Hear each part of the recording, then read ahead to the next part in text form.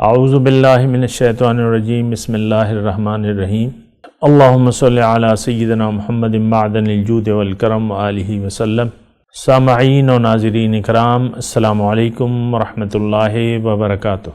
ہم سمجھنے کی کوشش کر رہے ہیں نفاق کا مطلب، کہ نفاق کا مطلب کیا ہے، اور میں نے آپ کو یہ بتایا ہے کہ آپ اگر سمجھنا چاہتے ہیں تو اس میں مخلص اور غیر مخلص اس کی کیفیت کو آپ دیکھ لیں تو یہ سمجھنا آپ کے لیے، اگر آپ مخلص ہیں اپنے لیے تو آپ مومن ہیں، اگر آپ اپنے لیے غیر مخلص ہیں تو آپ منافق ہیں۔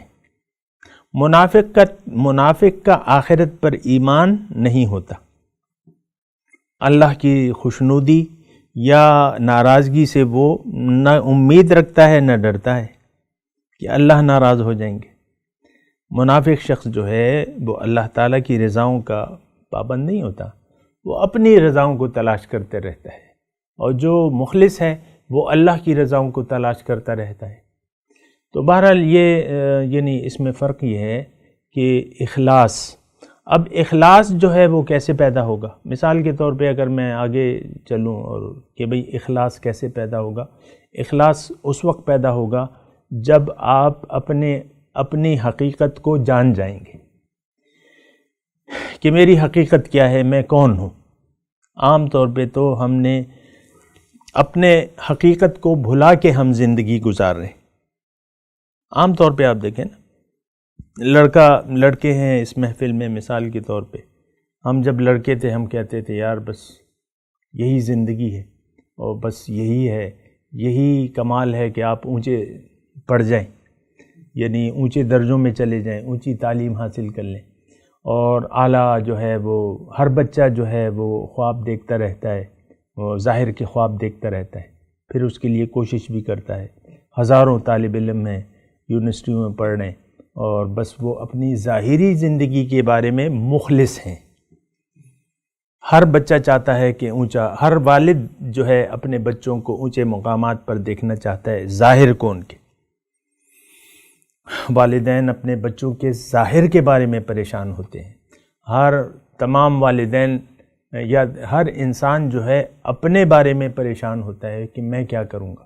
ہر آدمی کے خواب جو ہیں عام طور پہ ظاہر کے بارے میں ہے کہ بھئی میں بوڑھا ہو جاؤں گا تو کیا کروں گا۔ اولاد نرینہ کے بھی آپ طالب ہوتے ہیں کہ یہ بچے جو ہے بڑے ہو کے میرے کام آئیں گے، میرا سہارا بنیں گے، اور میری نسل بچے گی، میرا نام لیوا کوئی ہوگا، اگر کوئی ایسا ہے نا۔ تو یہ سب ظاہر کا معاملہ ہے، تو ایسا نہیں ہے، یعنی حقیقت یہ ہے، یعنی میں یہ اب بات کر رہا ہوں کہ اس ظاہر یہ غیر اخلاص سے، یعنی ایک بات تو آپ کو یہ متعین ہونی چاہیے کہ ہم اپنے آپ سے مخلص نہیں ہیں۔ آج کا انسان اپنے آپ سے مخلص نہیں ہے، یہ اپنے آپ کو آگ سے نہیں بچانا چاہ رہا، یہ آپ اپنے لیے جنت میں گھر بنانے کی کوشش نہیں کر رہا، یہ اپنے ظاہر کے لیے پریشان ہے، اور ظاہر کے لیے جو پریشان ہوگا تو بس وہ تو غیر مخلص ہے، یہ تو زندگی ختم ہونے والی ہے۔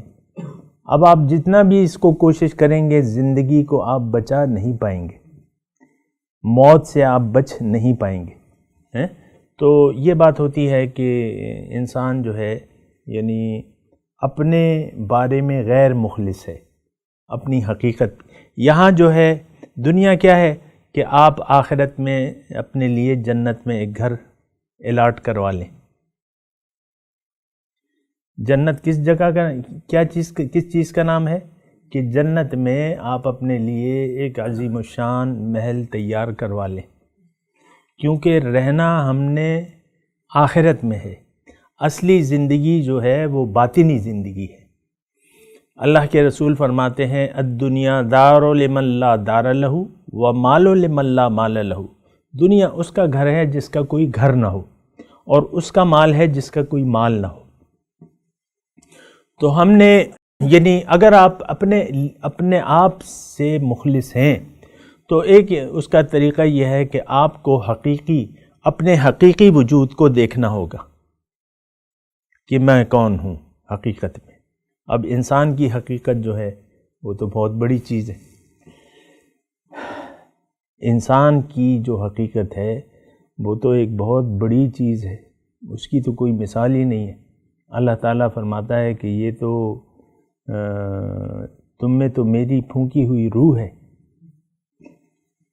وآخر دعوانا ان الحمد للہ رب العالمین۔ مولاي صل وسلم دائما ابدا على حبيبك خير الخلق كلهم